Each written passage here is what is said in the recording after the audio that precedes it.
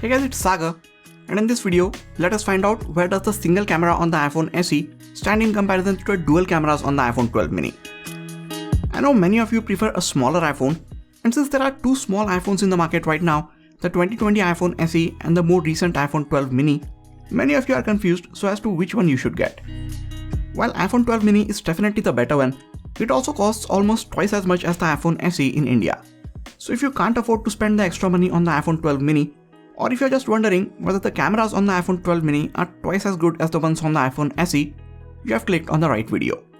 We have over 140 image and video samples from both these phones combined to look at in this video. But before we get to those, let us first check out the cameras that we are working with. Some of you guys might already know about all the camera specs on both these phones. If you are one of those, you can directly skip ahead to the image and video samples from the chapters in the timeline of this video. The one and only camera at the back of the iPhone SE gets the same sensor as the iPhone 8 and the iPhone 10. It is a 12 megapixel sensor with f1.8 aperture and it gets optical image stabilization. It can shoot 4K videos at 24, 30 and 60 fps, 1080p videos at 30, 60, 120 and 240 fps, and 720p videos at 30 fps. Both the cameras on the iPhone 12 mini have 12 megapixel sensors.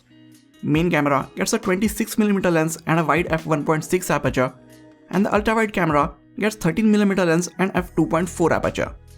Both cameras combined give us a 2x optical zoom out, and these are the same two cameras that the iPhone 12 and 12 Pro comes with. You can shoot 4K videos at 24, 30 and 60 fps with both the cameras, and it also lets you shoot Dolby Vision HDR videos at up to 4K 30 fps. You can also shoot 1080p videos in 30 or 60 fps, and just like the iPhone SE, 12 mini can also shoot 1080p slow motion videos at 120 or 240 fps. At the front, iPhone SE gets a 7 megapixel sensor with f2.2 aperture, and it can only record 1080p videos at 30 fps. While the iPhone 12 mini comes with a 12 megapixel true depth camera with f2.2 aperture, and it can shoot 4K videos at up to 60 fps and 1080p videos at up to 120 fps. With these specs out of the way, let us get to the image and video samples from both these phones. And as always, we will begin with the images in bright daytime. From the first look, other than a slightly different framing on both these phones, you won't see much of a difference in the detail levels of these images. 12 mini gets a hair wider aperture, which lets in more light on the sensor, so there is slightly more information in its shots. And the A14 processor inside the 12 mini has a much better image signal processor, so it makes the overall image look more detailed and sharper. The only difference that you might see in some of these images is a slight shift in color. Other than that, both these images might look similar to most people. Looking at all these images, I think the main camera on the 12 mini is a millimeter or two wider than the one on the iPhone SE, which means you get slightly more of the scene in the shot on the iPhone 12 mini. Since both these phones have different processors inside, they go through slightly different image processing pipeline, resulting in a different look on both these images. Colors on the 12 mini are slightly more saturated compared to the ones on the iPhone SE. 12 mini also captures warmer colors, while the colors from the iPhone SE are a bit on the cooler side. That being said, you might only notice this if you are looking at these images side by side. And color is a personal choice, so which one of these images you like will completely depend on your color preference. Some people like natural looking colors and they might lean towards the images from the iPhone SE, while the others like a slight punch in their colors and they might gravitate towards the newer iPhone 12 mini. SE comes with 2nd generation Smart HDR algorithms, while the iPhone 12 mini comes with Smart HDR 3, and this shows in the images. When comparing these images side by side, dynamic range is better in most of the images from the iPhone 12 mini. It brings up more details in the shadows without blowing up the highlights in the shot. Like in this image for example, you can clearly see that the shadows on the left wall are much darker in the image from the iPhone SE, while the 12 mini brought up more details in them.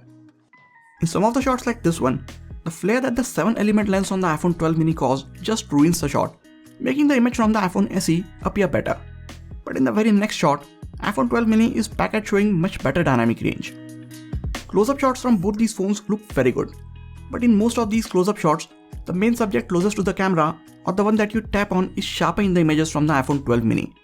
And while the background gets nice optical blur in the close-up shots from both the phones, it is blurred out a bit more in the images from the iPhone 12 mini since it has a slightly bigger sensor and a hair wider aperture.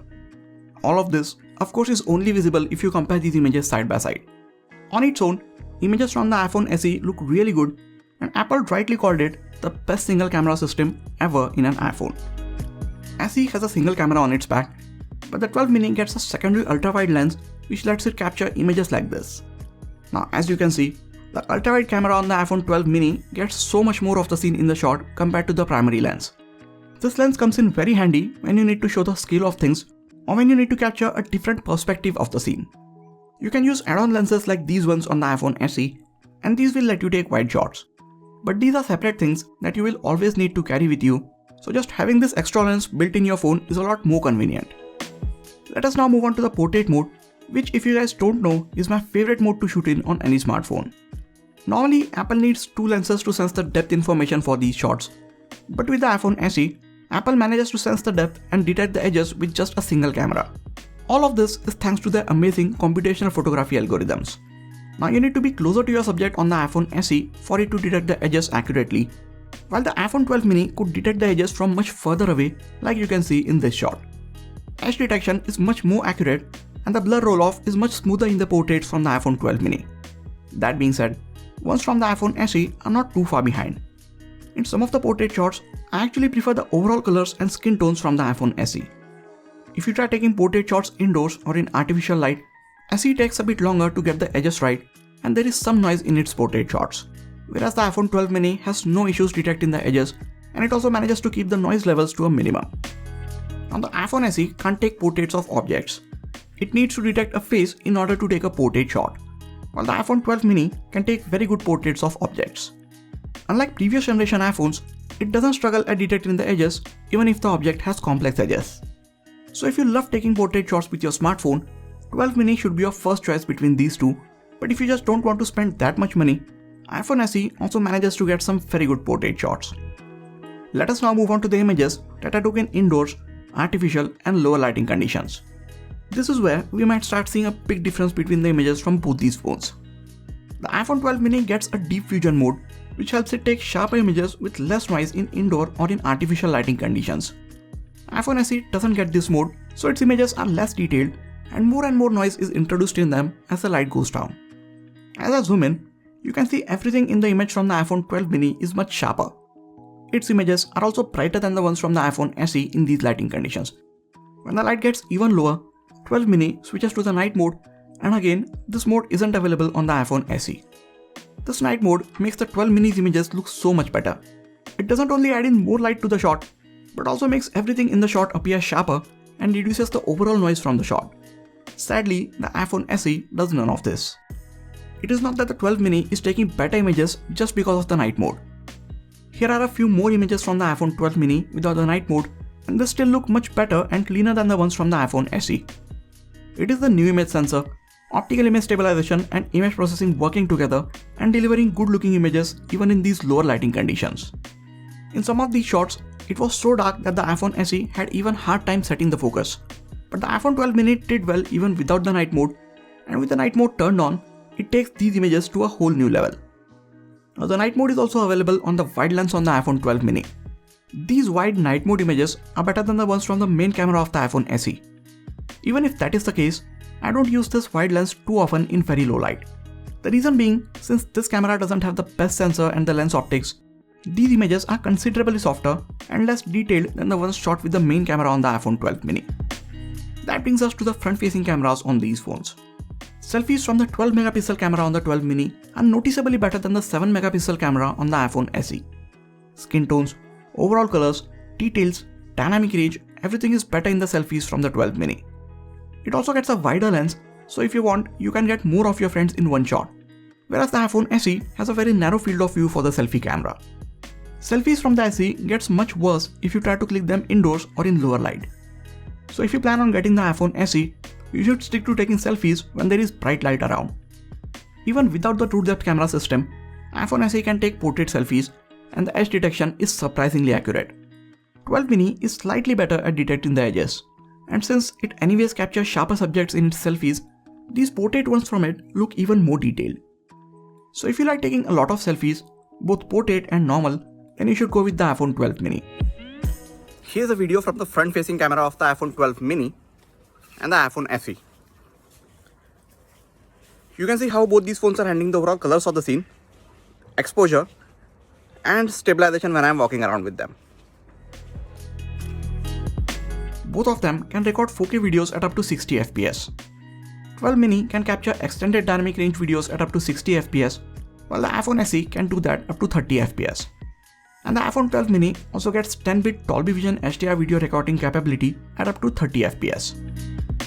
For shooting slow motion videos, both of them can record 1080p videos at up to 240 fps. I was really hoping to see 4K 120 fps or 1080p 480 fps slow motion modes on the 12 series iPhones. But even if the processor is powerful enough to handle these frame rates, we are still stuck with the older slow motion frame rates on these newer iPhones. So after looking at all these image and video samples, it is clear that the iPhone 12 mini has a better and more versatile set of cameras, both at the front and back. But these better images also come at a much higher price.